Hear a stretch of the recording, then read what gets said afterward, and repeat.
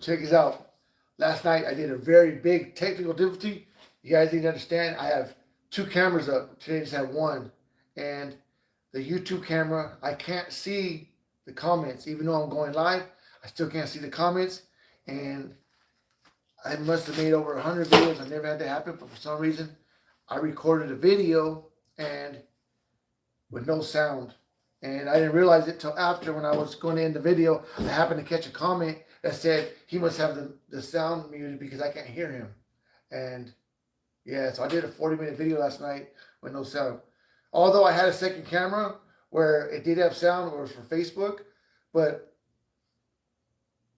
the videos I'm trying to capture, the ones for YouTube, because Facebook now deletes the videos. Also, when I flip the camera around or the phone around and to where I can see the comments, it makes all the words backwards. So everything you see right here will all be reversed. And I don't know how to make the camera where I can see it and not be reversed at the same time. So I had to flip it around so I didn't see you guys. So if you guys didn't hear me yesterday, you watched my videos, I had 128 views. So I appreciate you guys watching the video, but I didn't make the video. But I really wanted to talk about this with you guys. I want to share the video on the Oldsmobile forums, the Pontiac forums and stuff, because there's a lot of issues I feel that people overlook and don't talk about. That's why I called the video, last night I labeled the video, let's talk Oldsmobile, or let's talk about the real issues on Oldsmobile.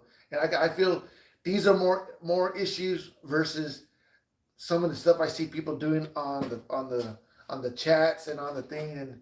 And for instance, a lot of people try to hit on the fact of they try to on performance, where we're all trying to get performance, don't get me wrong. But what I mean by that is they try to like focus on like competition porting heads and high-end parts.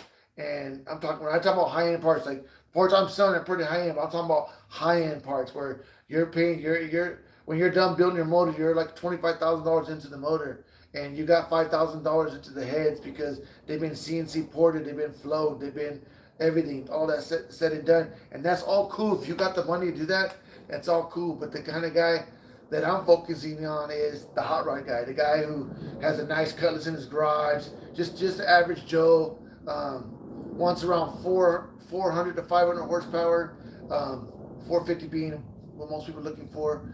You know, those are backwards. They make more torque than horsepower. So if you're making 450, you're probably getting around 475 in torque, and they're good with that. And I feel that I can give you that. I can give you decent parts at a decent price and quality. But more important, what I mean by talking about the issues, that's not necessarily the issue. That's all basically issue on your pocket. I want to talk about issues, real issues. For instance, there's a lot of issues Oldsmobiles have. For instance, I'll use motor for example, right? So, and I don't mean issues like far as issues. I'm talking about issues like as far as when you're trying to make the aftermarket parts fit inside your car. And these are very big issues that I feel that I come across everyday talk. And I've learned ways to get around them. I've learned ways to help people figure it out. And I'm just still learning as I go. But I've been doing this for a long time, and there's like nothing that you're gonna run into that I haven't ran into, and I don't know how to come around, and I don't know how to fix. I'm very good at, because when I worked before for someone else, we used to build the whole cars, and we only did Oldsmobiles. So we did of course all Cutlasses from 64 to 87, mainly the main color we did is 68 to 72. Those are the main ones we did.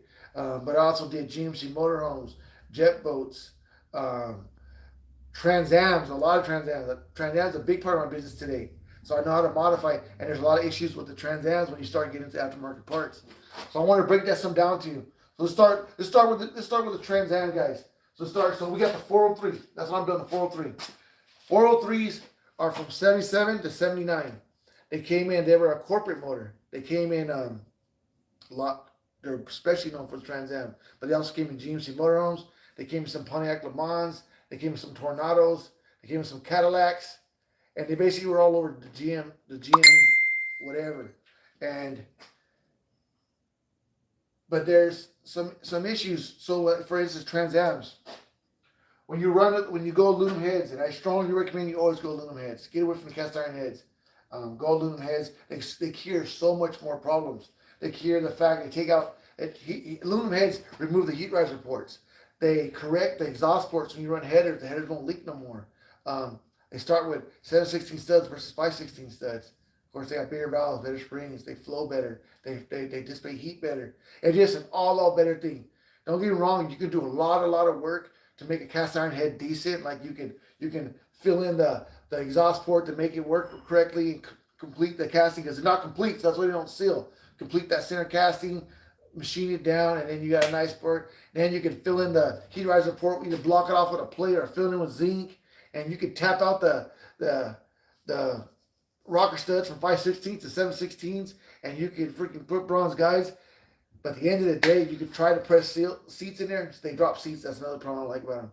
You can try to press seats, but at the end of the day, you just have a cast iron head where you're going to be in that month. To do that correctly, you're looking between $2,500 and $3,000 to do a head like that correctly, and you're still at the end of the day just going to have a cast iron head where or aluminum head starts. If that makes any sense.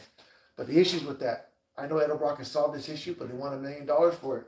So when you run aluminum heads on a small block of holes, that's 330, 350, 403, 307s. But I don't count 307s. When you put them, that puts the heads. So aluminum heads are universal.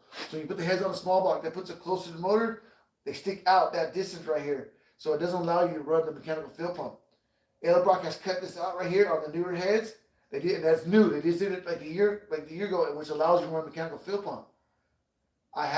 You can do the same thing on these, but you have to. It's a lot of work. You got to machine them. You got to weld up. But basically what you're doing is you're blocking off the water port. You got to block off the water port, machine it, then you got to pressure check them. You got to find a way to put pressure in them, make sure there's no leaks. Then you can build the head back up. But to me, I feel that's a lot of work, and you're better off just running an electric fill pump. A lot of people want fill injection anyway, and it's not a big deal. You know what I mean? So that's the one issue. Now with the Trans Am worlds. Oh yeah, by the way, the reason why these heads stick out, that's the distance those bungs stick out for your brackets. Now with Trans Am worlds, one of the issues when you run aluminum heads, you also have to run an Edelbrock 71 liter intake. This is where it messes with the Trans Am guys. When you do that, that is a high-rise intake. The shaker hood is based off of the height of the intake. So when you put the raised intake, that puts the shaker up, and it doesn't look right, and it hits anyway. The way around that is I get the factory air cleaner base, and I made a video of me doing that before. A lot of people got mad at me. I was surprised the Pontiac guys, because some of the Pontiac guys ain't like that, but the Pontiac guys, the peers, were getting on me about it. But what I did is I got the factory air cleaner base, and basically I turned it into a reduced base. So basically the intake went up, I brought the base down, and I do that for like $300. I do it. I don't like doing it, so I share you guys all the information. And if you can weld, you can do it on your own. It's very time consuming, and you do gotta know what you're doing, because you can lose control of it real fast. But that basically what I do is intake goes up. You can build the intake a little bit, but you only take maybe a quarter inch off. So it doesn't really make a big difference. I just drop the base. You drop the base, and what that will do is that'll put the shaker down lower. And what you're looking for eye uphill, and that fixes that problem. And I've probably built the Trans Am 10 times, and I've done that air cleaner over 100 times. That's why I tell you guys I don't like doing it no more. But I share that with you guys, and that's the only issue for the Trans Am guys. As far as the brackets and everything else, it all clears. But I've been working on lately. So you guys saw when I put these valve covers on. When I put these valve covers on, I wanted to run these valve covers because they're low. All right, and not because they're low. I wanted to run them because they look cool, because I want that fin look. But they're low. So the problem is, one of the other things when you go to aluminum heads is you now got to run a roller rocker. What hits on the valve cover on the rockers is basically what's going to hit is going to be the polylocks. I know you guys saw my other video. I got a polylock and I machined. So check this out. What I realized, I didn't realize it, but I've been running the shorter stud on these heads. And Edelbrock heads come with the longer stud. And what that does, it takes the whole polylock. But when I ran it, when I noticed that I was running, I had a lot of extra polylock left over. So I had my machine shop cut 250 thousandths off of it. And that allows me to run the factory valve cover. And I'll tell you what's important about the factory valve cover. So you run it with no problems. And I'll tell you, and this is an issue across the board for Oldsmobile, and I'll show you why. It doesn't matter if it's Pontiac, but if it's an Oldsmobile engine in there, it's an issue. And that's when the baby gasket and it freaking clears, everything is perfect. So this is a very very important issue, and I'll explain to you why. A lot of people in the Oldsmobile industry, I don't know how they did it, but they were able to maintain some of the factory valve covers where they still have the Oldsmobile stamped inside the valve cover, and they want to keep that. They want to keep that look. So when you run aluminum heads, the polylock hits the valve cover. You can no longer run the short valve cover. I have another workaround, but I was able to correct that with shorting the polylock. And to be honest with you, I can actually even short the polylock even more and have no problem. There's still a lot of polylocks on the stud. I was able to machine it down. I probably could take another 100,000 off it, if not more than that, and still be okay, and still be safe, and still be strong if there's any issues. So what might change that will be on some of these valve covers. If you look inside here, there's the baffle. If you're in the Oldsmobile one, you know sometimes, I don't know why, but Oldsmobile has a whole valve cover as a baffle, and sometimes they'll actually have it where the valve cover actually goes down a little bit. And what that is you see this, I'm talking about real Oldsmobile talk. What that's for is on these motors, on the side where you have your brake booster, it was so you can get your valve cover off, so you can clear the brake booster. All right. So I'm gonna teach you guys a little trick though. That's not necessarily true. That's just so you can take it off. The trick is to put in a tall valve cover in the car with the original brake booster on there. Is you put the motor in, take the brake booster off, put the motor in, and put the brake booster after the fact. There is enough room in between there. It's just once it's on there, the brake booster will be right here. You go try to pull the valve cover out, it hits. Can't go no farther than that. It won't take it off. All right. So that's one issue right there. That will stop that. But the trick is to run the taller valve cover. I've had guys argue with me and tell me it doesn't fit. It does fit. You pull the brake booster off, you put the valve cover on, put the brake booster back on. I know it's a lot of work, but hey, these are aftermarket cars. That's what goes into it. That's the trick to doing it. I've done it. So here's the thing, I've already done it. And that's with the factory diameter booster. I'm not a big fan of mini boosters. Mini booster solves that problem too. I'm not a big fan of. If you are going to run a mini booster, you know, they got the small diameter boosters. If you're going to run a small diameter, make sure it goes fat this way. That way it still has enough to fill in with vacuum. If you get the little small diameter and skinny, those ones suck. They do not work. You might as well have freaking nothing. They don't do anything. Me, I like the factory diameter. That seems, whatever that shape is, seems to work the best. You can make it fit with the tall valve cover. You just have to do that way I said. But I want to say you still got to take it off. I think you still got to take it off the booster even when you're doing this in the car, even with that. That's an issue anyway. But anyway, another very important part about the valve covers. What's important about running the valve covers is the bracketry on an Oldsmobile. It goes to the contour of a valve cover. So not only is it short, so for instance, not only is it short, the valve cover, the bracket also goes to the shape of the valve cover. So even if you ran another short valve cover, for instance, this valve cover, it's the same shortness. They're the same. But this right here will struggle running a factory AC bracket because the AC bracket, when this sits on the motor, it's slanted down here. It's higher here than here. It hits right there. So if you were to change that shape like this, you're gonna have a problem with it clearing. I think it works on this one, but you got to modify the fins on there, or where it hits. So that's why when I tell you the tall valve covers I sell that are shaped like this will work, because even though it's taller and you got to space up that bracket a little bit, it's enough to work because it goes to the shape of the valve cover. But if you can run a factory valve cover, it solves all that issues. You know what I mean? So that's one of the issues that came up with that. So that's that right there. And then also the heater box. Sometimes it'll hit the heater box. I'll tell you a little trick on the heater box. Heater box trick, that heater box is made out of fiberglass. The shape of it, the components inside there, where it hits, you can actually break that heater box and refiberglass it, paint it black. You can't even tell you did it, and that's how you clear the heater box. That's not a problem. Not a big deal. You know what I mean? So I wrote down stuff I should talk about. Big blocks don't have the fuel pump problem. You can run the fuel pump you want. Unless you're trying to run some crazy shaped fuel pump. If you run a factory or the ones like I sell, those fit in there with no problem. They kiss it, they touch it, but they go in. Just don't worry about it. It looks like it's not going to go. Just hit it, it'll go in, and it's fine. It's not a big deal.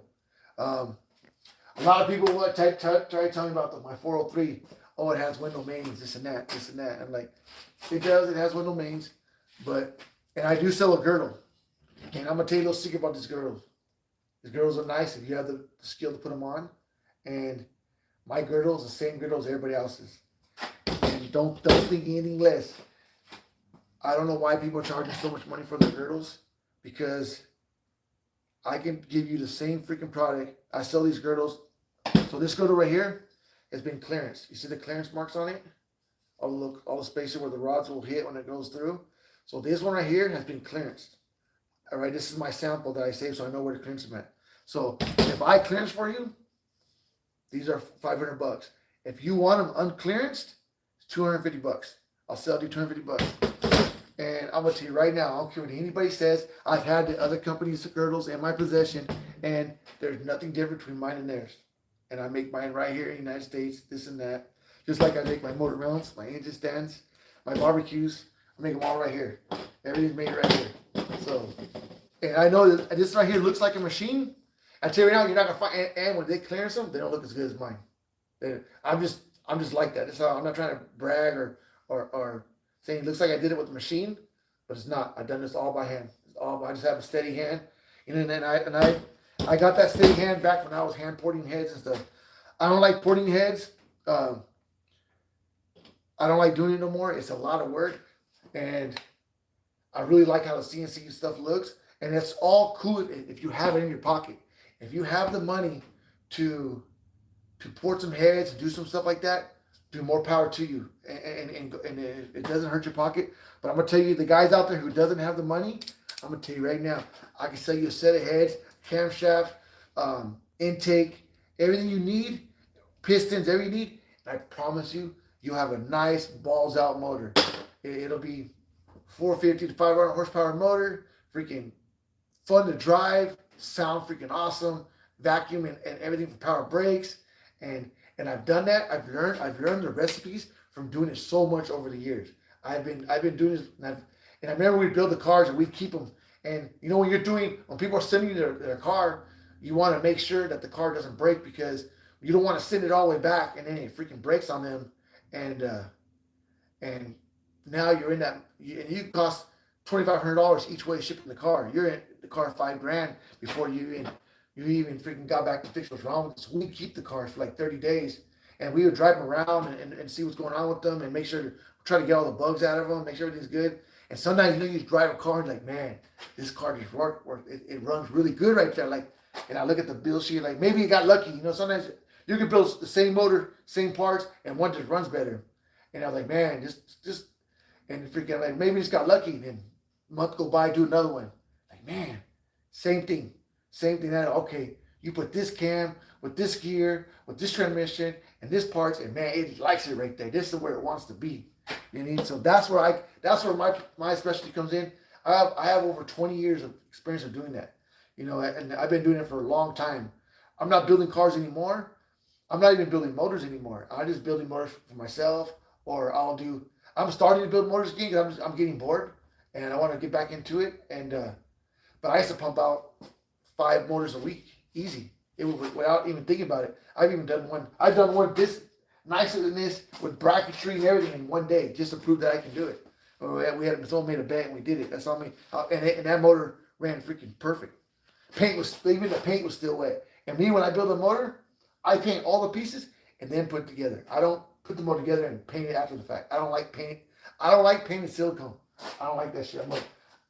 I'll look at it and I'll notice you painted silicone. I'll be like, man, I don't like that shit. So that means you put the whole motor together and then paint it after the fact. I don't like that. But anyway, let's get back to what we're talking about. So that's how I get these recipes, how I come up with this stuff, some of the issues. So for instance, on these girdles, they talk about so these girdles are here for 403s. I have them for every motor, but for the 403s, a girdle is recommended because they got window mains. But me knowing that, I also know what they can hold. So by me saying what I'm trying to tell you is the 403s with the window mains, I understand what the rumors are online, what people say, oh, they're window mains, they got weak mains, they want to break, this and that, this and that, this and that. Trust me, it takes a lot to break them. I can comfortably run 450 horsepower in a non-girdle window main and get away with it. I know it, I've done it, and maybe I got lucky and it held up. I've also seen them break, but I've also seen 455 breaks with no window mains. I've seen those break too, so you gotta take that with a grain of salt, you know what I mean? Me, I didn't see I didn't see the purpose of me doing it. One, I got this motor already put together. For me to freaking run the girdle, you gotta run the girdle. When you run the girdle, you gotta have the motor line board because they gotta torque the girdle down and they gotta lower board the motor. If you try to put the girdle on after the fact, when you go and put your crank on, it's gonna lock your crank up. Your crank's not gonna spin. So just know that. You can't put on the girdle after the fact. You gotta put it on when you're machining the block, when it's being line board, when it's all said and done. But for me, this motor I'm doing right here, you guys know what's going in. It's going in 1964 Jetstar 88. It's a 403. I'm pulling out a 330, putting in the 403. And the reason why I'm doing that is because it's the same dimensions. I can't fit a big block in there. It's too tight. And so I want to run. I'm a big fan of 403s. 403s, I'm going to tell you right now, 403 is a hidden monster. The downfall on 403 is the bore. So they start off 4.351.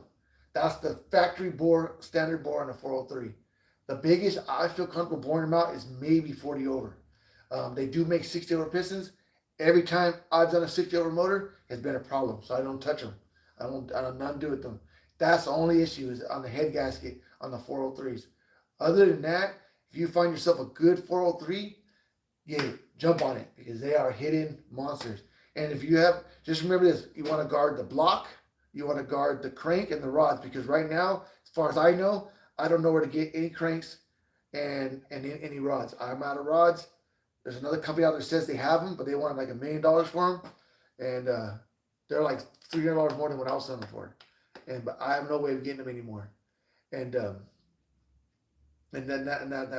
that's that. So I'm a big fan of 403.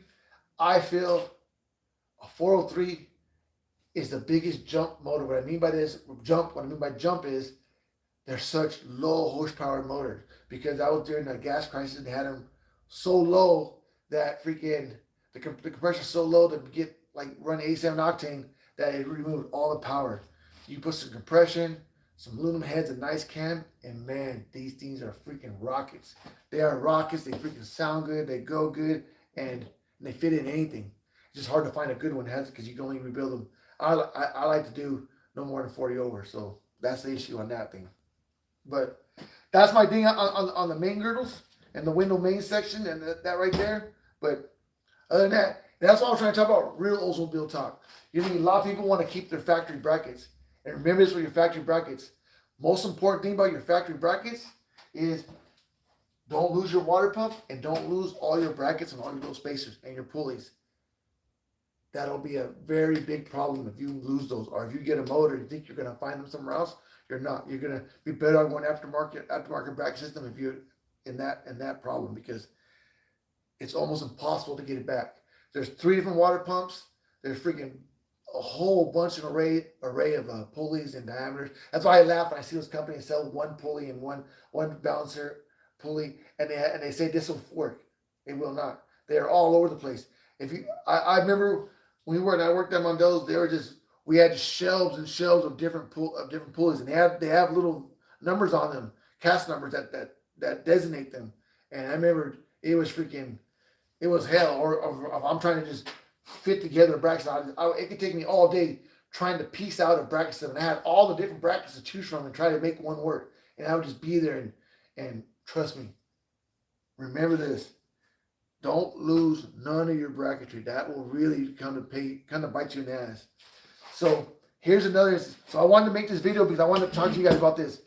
I've been working on the short valve cover, tall valve cover issue.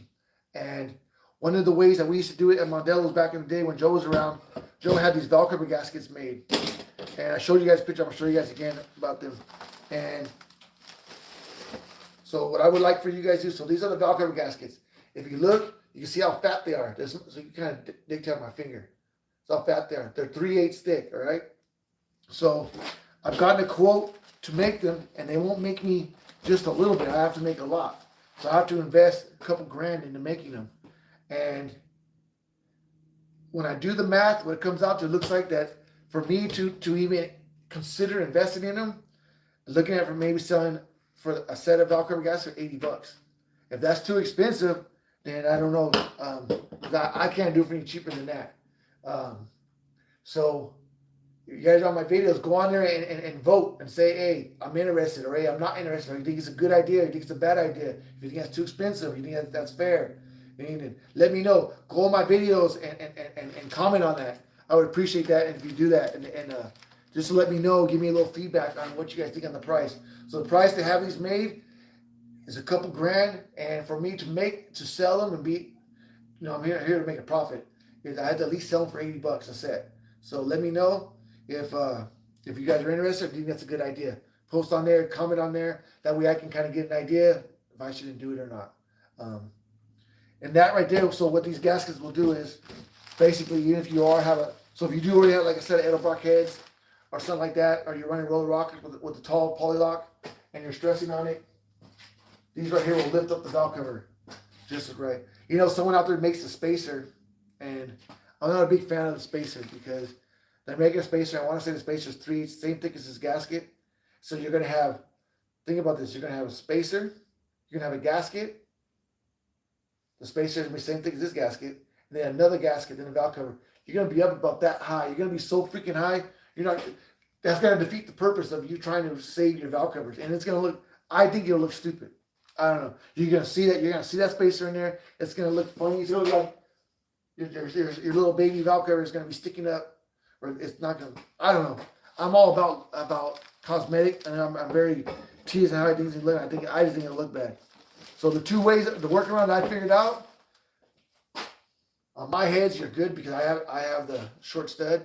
If you guys are interested in me cutting down the polylocks, I can come my machine shop, cut them down. Someone said they do make a short polylock. I couldn't find them. And I thought CompCam had them on there, but they were like $100. And CompCam didn't say what the length was. And I'm not going to buy something for $100 and have to go in there and modify them again. I just modified the ones I had. In my machine shop, it wasn't $100. But I can see it being $100.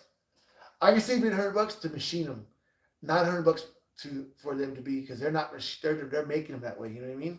So I don't know why they're charging $100. It's CompCams. But yeah, that's one of the issues. One of the Oldsmobile stuff, kind of stuff I was thinking about talking about, and I talked about a lot of stuff yesterday, and that's because I was just having, last night I was messing around like, I'm gonna go live and see what's up. So I feel kind of dumb because I made a whole 40-minute video and no one could hear me say a thing, and it kind of sucked. It came out. The video was really good. You can see it on Facebook and hear it, but like I said, all the words are backward. Everything's flipped around. Everything, like my videos, my yard looks like I'm flipped around because everything's backwards. I like to freaking have it around so I can see you guys talk, because I like to converse with you guys and interact with you guys. But I want to make these videos so that they're straight, and then what I do is have a program, I feed them in there, I can make a little shorts out of them and feed them, stuff like that. But that's kind of stuff I want to talk about on this stuff. I don't remember, there's so many more things but the Oldsmobile guys go through. I'm talking about like real issues people go through. Like for instance, headers. Aluminum heads are awesome for headers, because if you don't know how to braze in, so on the cast iron head, they don't complete the port. So you have the two outside ones and you have two center ones, and they're together. Well, the middle wall is not complete. So no matter what you do, when you put headers on there, they always tend to leak right there. No matter what happens, they always leak right there. So to work on that back in the day, we would get it, we'd braze that bridge in there and fill it in with braze and reshape it and machine it flat, and then you have a surface for the gasket to sit on. But if you don't have that skill, and it's hard to braze on the cast iron, you gotta really know what you're doing, and it's real thin. You gotta like build it up. You gotta know what you're doing. If you don't know what you're doing, it'll piss you off trying to do it. That's one thing. Where the aluminum heads, nice flat surface to put on there. And then on top of that, no more heat port. There's no heat going to the freaking intake. That's a big plus. People don't know how important that is. It makes the motor run cooler. Everything functions better. I don't even know why I know why they had it. It's for the old school technology for the chokes. But it kept feeding the motor heat. That's what you notice on like a lot of tornadoes. The intakes are cracked down the center because that oil will build up on the bottom and then it'll freaking cook it and it'll snap the intake, especially aluminum intakes. Cast iron can take a little more, but they all snap right there. So that's another issue where there's no more oil stick to the bottom of that intake because the intake is no longer getting super hot in that center. You ever notice when your motor, it's all discolored right here because of that's how hot it is. It's straight up exhaust. It's freaking just hot as shit. And that's a flaw. And that's why I wanted to call the video real Oldsmobile issues. Real issues that everyday Oldsmobile guys go through when they're putting these motors together and when they're fitting them. You know what I mean? Like for instance, what headers fit what cars. Different things like that. So like headers. So I have headers that will fit anywhere from 64 to 77 as long as you're running a big block. Now, I have headers for small blocks from 68 to 77 too. And then again, I have on the G bodies, I have headers for small blocks, but not headers for 455s in those.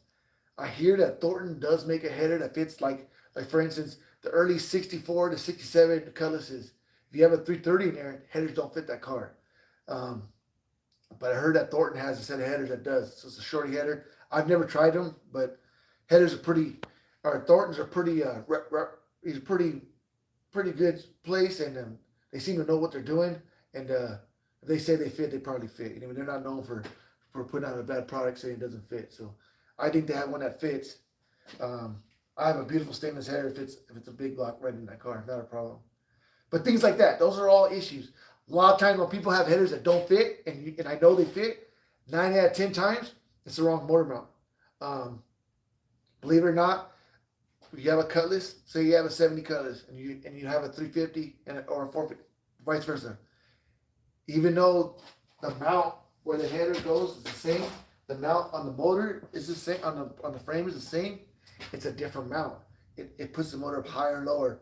A lot of times when people have headers, they're hitting on the cross or hitting on the frame is because they have the wrong motor mount on there. And that'll make the headers, they just barely is, they got to dent them up.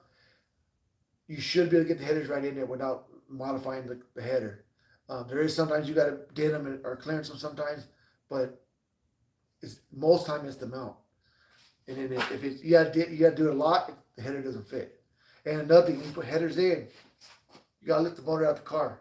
You got to lift it up about 6 inches. You put the header down, drop the motor back in. No header will fit straight in. You have to do it that way. I've had guys argue with me all day long. I said, listen, you can argue to your head comes off. Until you lift that motor up, you're not going to get the header in there. You got to do it. And it's better with 2 people. That way you can lift it up with the header in there, and then you kind of bring the motor back down. That's how I do it. I've even used a baling wire and bailed the wire in place and then dropped the motor back down just because I didn't have 2 people and I wanted to finish my job, and I've even got that to work. Don't get me wrong. There's a lot of in that kind of install. There's a lot of customers, a lot of getting mad, a lot of jumping up and down, and hey, that's a young man's game. You know what I mean? That's real right there. But anyway, guys, that's just some stuff I wanted to go over with. My main purpose of the video was the valve covers, the valve cover gaskets. If you guys are interested in that, you think it's a good idea. $80 is the price. $80 what it's going to cost me, or $80 is what I'll have to sell them at for a set. There'll be a 3/8 quart style gasket. These gaskets when you make them that thick, they're super strong, they're super reusable. You know what I mean? You should be able to buy them and reuse them over and over and over. They shouldn't go bad because how thick they are.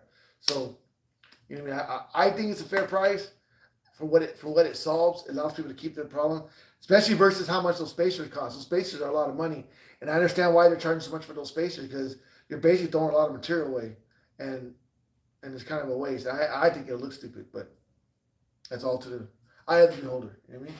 But anyway, guys, I'm gonna get out of here. You guys have a blessed evening and a blessed day. And all the guys who watched my video yesterday and couldn't hear no sound, I apologize, man. I didn't even know. Like I said, I didn't know if it was recording sound or not. Matter of fact, this time what I did, I actually called a friend, told him, listen, I'm gonna go live, If you can't hear what I'm saying, call me, and then I'll stop the video in the middle, and I'll try to figure out what's wrong. Thank you, Beagle. That's my Beagle. That's my buddy right there, Scott Beagle. He always has my back, and it's cool. I can just call him up and ask him to do that, and he got it. He did it. So happy for that. Like always, man, I'm Junior Cash from OLDSROCKETPARTS. Always feel free to call me, and if you have a question, talk to me. I'm better on the phone than versus emailing and texting. So if you really want to get a hold of me and you really want to talk to me, call me on the phone, brothers. So if I don't respond to a comment or something like that, don't take it personal. I just suck at that kind of stuff. And I'm just being real with you guys. So if I don't respond to a comment or answer a question, dude, shoot me a call. You're not bugging me. That's what I do right here. I have no problem sharing my knowledge with you guys. And God is good, huh? Remember that. God loves you guys, man. God's blessed me with this new year. Has been a great new year for me. My sobriety's been awesome. My relationship with the Lord is awesome. I feel healthy. I feel good. I've been back in the gym. Life is good for me, man. Life is good. Life is a blessing. God has blessed me with a beautiful family, a beautiful business, able to come up here and go live and just talk to people and share ideas with people. And if it's not my Oldsmobile parts, my barbecue parts, it's our barbecues. It's freaking fun, man. I have a blessed time and I enjoy it. So again, God loves you, man. Thank you guys for everything. God bless. And yeah. God is good. You guys have a blessed evening. You guys be safe. Later.